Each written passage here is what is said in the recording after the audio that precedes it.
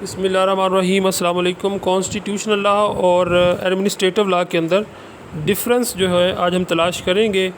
वैसे तो इनके दरमियान जो है वो डिफरेंस तलाश करना बहुत ही मुश्किल काम है और बहुत ही कम लोग हैं जो इसके मुतल्लिक बोल पाए हैं कि इसके अंदर बेसिकली डिफरेंस क्या है।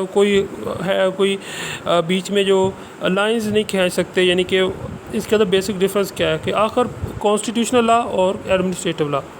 तो हमारा जो कानून वो ये कहता है, इसका इंट्रोडक्शन, इसकी डेफिनेशन, ये सब कुछ यही कहते हैं कि ये बहुत ही दोनों जो चीज़ें हैं ये जो है पब्लिक मकसद के लिए बनी है, यानी कि ये लोगों की फलाह बहबूद के लिए बनी है। ये दोनों ही, इनके अंदर दोनों जो कानून है एडमिनिस्ट्रेटिव लॉ और कॉन्स्टिट्यूशनल लॉ, ये सिर्फ नाम का ही फ़र्क है और बहुत ही वो थोड़ा सा छोटा सा ज़ईफ़ सा फ़र्क है जो मैं आपको यहाँ पर आज डिफ़ाइन करूँगा। लेकिन जो एक ये सवाल जो बन गया है अब ये पूरा है किसके अंदर, तो ये हमारे अंदर लगता है ये सवाल पेपर के अंदर 20 नंबर का, तो अब ये उन्होंने पूरा सवाल बना दिया है। और लेकिन जो है वो यहाँ पर मुख्तलिफ़ राइटर्स ने, जो मुख्तलिफ़ लोग हैं, उन्होंने के अंदर थोड़ा थोड़ा फ़र्क जो है वो तलाश किया, वो हम आज डिस्कस करेंगे। तो चलते हैं। Constitutional law doesn't differ in a sense of administrative law. ये बेसिक उन्होंने खुद ही ये सबसे पहले बता दिया है कि जो कॉन्स्टिट्यूशनल लॉ है उसका बेसिकली कोई फ़र्क नहीं है कॉन्स्टिट्यूशनल लॉ का एडमिनिस्ट्रेटिव लॉ के साथ, ठीक है। अब वेड ने दोनों की डेफिनेशन की है, उस डेफिनेशन को आप पढ़ लें या से स्क्रीनशॉट ले लें कि वो भी जनरल पब्लिक प्रिंसिपल्स हैं which govern the exercise the power and duties by the public authorities. बस बेसिक फ़र्क जो दोनों में तलाश किया गया है वो आपके सामने मैंने रख दिया है। इस किताब के अंदर ये लिखा है कि पब्लिक अथॉरिटीज़ यानी कि एडमिनिस्ट्रेटिव को है वो इंतज़ामी तौर पर होता है, वो पब्लिक अथॉरिटीज़ को के ज़रिए लागू करती है, जबकि कॉन्स्टिट्यूशनल लॉ उसके अंदर वज़ारत सी बात है ऐसा नहीं होता, ठीक है। तो ये अब यहाँ पे आप ये अवामी मिसाल जो मैंने जिसको मैंने अंडरलाइन किया है, जस्ट पब्लिकम, ये लफ्ज़ आपने याद कर लेना, ये आपके सवाल में जान डाल देगा और आपने इसको ज़रूर वहाँ पर कोड करना है कि जस्ट पब्लिकम यानी कि अवामी मिसाइल। दोनों का बेसिक मकसद क्या है? अवामी मिसाइल, जस्ट पब्लिकम, ठीक है। जस्ट पब्लिकम ये एक आप कह लें कि यहाँ पर इस्तेमाल किया कोडिफिकेशन है। ये एक जस्ट पब्लिकम का मतलब ये है कि जो अवामी मिसाइल हैं उसके ऊपर दोनों चीज़ें डिस्कस करती हैं। पॉइंट्स आप देख लें कि इनके अंदर डिफरेंस क्या है, ऐसा क्या डिफरेंस है, इसकी डेफिनेशन कर लें। Constitution as a supreme law, ये ऐसा लॉ है जो इतना सुप्रीम है कि द लैंड के law of the land from which all individual derives their right, यानी कि तमाम जो ज़ाती हुकूक हैं लोगों के वो यहाँ से अखज़ किए जाते हैं। all laws derive their validity and all authorities derive their function, और तमाम के तमाम कानून यहीं से अपनी जो ताकत, यहीं से अपना सब कुछ यहीं से अखज़ करते हैं कॉन्स्टिट्यूशनल लॉ से, यानी कि जो ज़ाती लॉ है। कॉन्स्टिट्यूशन का मतलब होता है ज़ाती और एडमिनिस्ट्रेटिव का मतलब होता है इंतज़ामी। एडमिनिस्ट्रेटिव लॉ का कर लेते हैं, it is a law concerning the power and procedure for administrative agencies.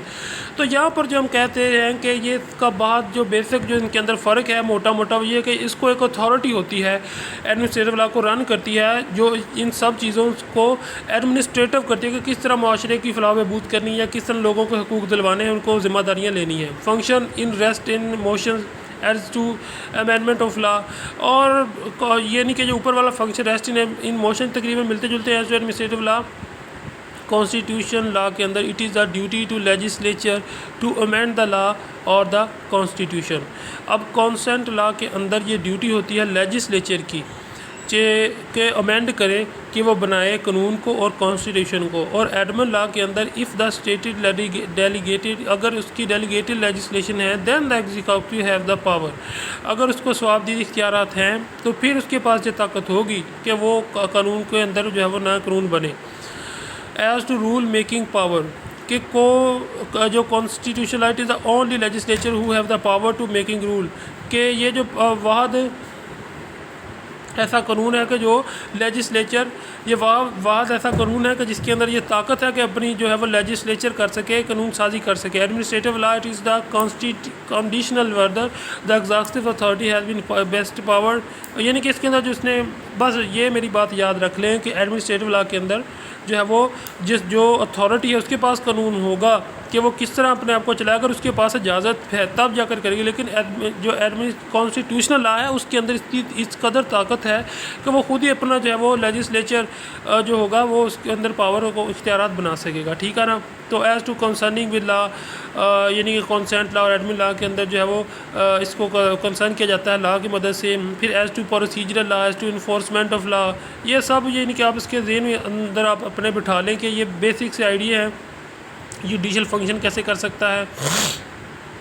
अब सबसे बेसिक हेडिंग जो इसकी मैं समझता हूँ कि ज़ाती तौर पर कि जो बहुत ज़्यादा याद रखने की है वो है as to scope.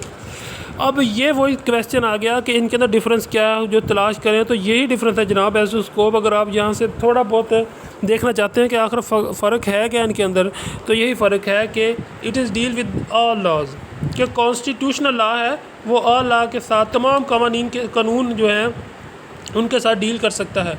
All individual तमाम ज़ातियात एंड एडमिनिस्ट्रेटिव और इंतज़ामी बॉडीज़ के साथ of the state that is has wider scope, का रियासत के अंदर जितने भी इंतज़ामी और ज़ाती और जितने भी कानून हैं ये उन सब के साथ डील करता है कॉन्स्टिट्यूशनल लॉ।